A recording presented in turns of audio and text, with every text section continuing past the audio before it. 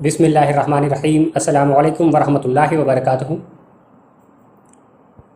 اکثر شیعہ رافضی ہم اہل سنت کو ایک الزام دیتے ہیں اور وہ کہتے ہیں کہ نبی کریم صلی اللہ تعالیٰ علیہ وسلم نے حضرت علی رضی اللہ تعالیٰ عنہ سے یہ فرمایا تھا کہ لوگوں کے دلوں میں تمہارے متعلق کینہ ہوگا، یعنی کہ لوگ تم سے بغض رکھیں گے، حسد رکھیں گے اور اس بات کو وہ اپنے دل میں چھپائے رہیں گے۔ اور پھر فرمایا کہ میرے بعد، یعنی کہ رسول اللہ صلی اللہ علیہ وسلم نے فرمایا کہ میرے گزر جانے کے بعد، میرے وصال کرنے کے بعد پھر لوگ تمہارے خلاف اپنے دلوں میں جو کینہ ہے اس کو ظاہر کریں گے۔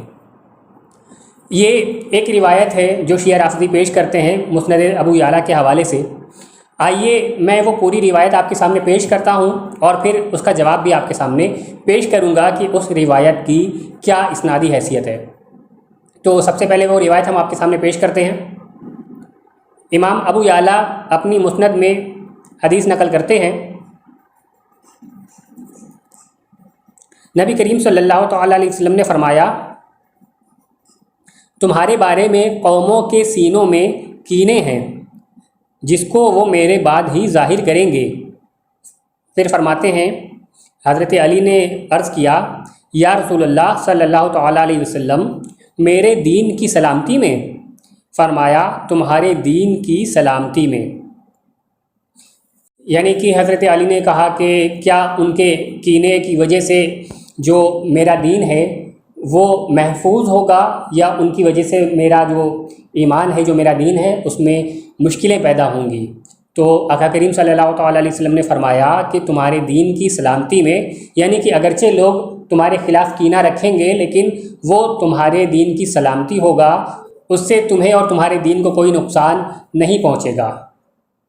تو یہ وہ روایت ہے کہ جس کو پیش کر کے شیعہ رافضی یہ کہتے ہیں کہ نبی کریم صلی اللہ تعالیٰ علیہ وسلم نے پہلے ہی بتا دیا تھا کہ لوگ جو ہیں وہ حضرت علی کے خلاف دل میں کینہ اور بغض رکھیں گے، اور پھر اس طریقے سے وہ الزام لگاتے ہیں کہ بعد میں جب حضرت امیر معاویہ رضی اللہ تعالیٰ عنہ نے اور حضرت عائشہ صدیقہ رضی اللہ تعالیٰ عنہا نے حضرت علی سے جنگ کی، تو شیعہ کہتے ہیں کہ یہ وہ لوگ ہیں کہ جن کے دلوں میں حضرت علی کے خلاف کینہ تھا اور جن کی خبر خود نبی کریم صلی اللہ تعالیٰ علیہ وسلم نے حدیث میں دے دی تھی۔ تو یہ جو روایت مسند ابو یعلا کی میں نے آپ کے سامنے پیش کی، آئیے اب ہم اس کا تحقیقی جائزہ لیتے ہیں کہ اس کی کیا اسنادی حیثیت ہے۔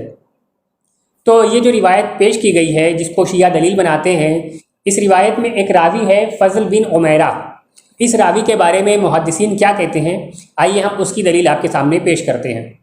امام ذہبی اپنی المغنی فی الضعفاء میں اس راوی یعنی کہ فضل بن عمیرہ کے بارے میں فرماتے ہیں منکر الحدیث، یعنی کہ یہ راوی جو ہے وہ منکر الحدیث ہے۔ اپنی دوسری کتاب دیوان ضعفاء میں بھی اس راوی کے بارے میں یہی لکھتے ہیں منکر الحدیث، یعنی کہ یہ راوی منکر الحدیث ہے۔ اور امام ذہبی اپنی تیسری کتاب میزان الاعتدال میں اسی راوی کے بارے میں لکھتے ہیں بل ہوا منکر الحدیث، کہ میں کہتا ہوں بلکہ وہ منکر الحدیث ہے۔ تو اس سے پتہ چلتا ہے کہ محدثین کے نزدیک اس حدیث کا جو راوی ہے فضل بن عمیرہ وہ منکر الحدیث ہے، اور کسی سند میں جب راوی منکر الحدیث آ جائے تو وہ حدیث سخت ضعیف ہوتی ہے۔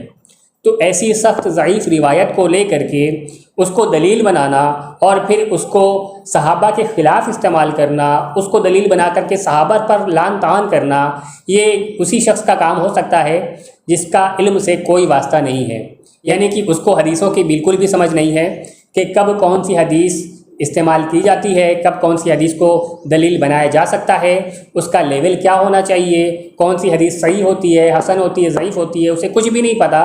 اس کو بس جہاں پر بھی کوئی ایک روایت لکھی ہوئی مل گئی، اس کو بس یہ لگا کہ اس کو دلیل بنا لو اور اپنے مطلب کے لیے استعمال کر لو۔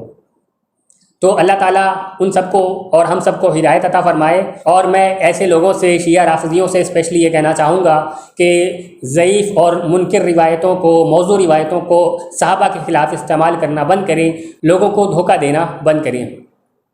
ویڈیو پسند آئی ہو تو اسے زیادہ سے زیادہ لائک کریں، چینل کو سبسکرائب کریں، اپنے دوست احباب کو شیئر کریں، ہو سکتا ہے آپ کے ذریعے کسی کی اصلاح ہو جائے۔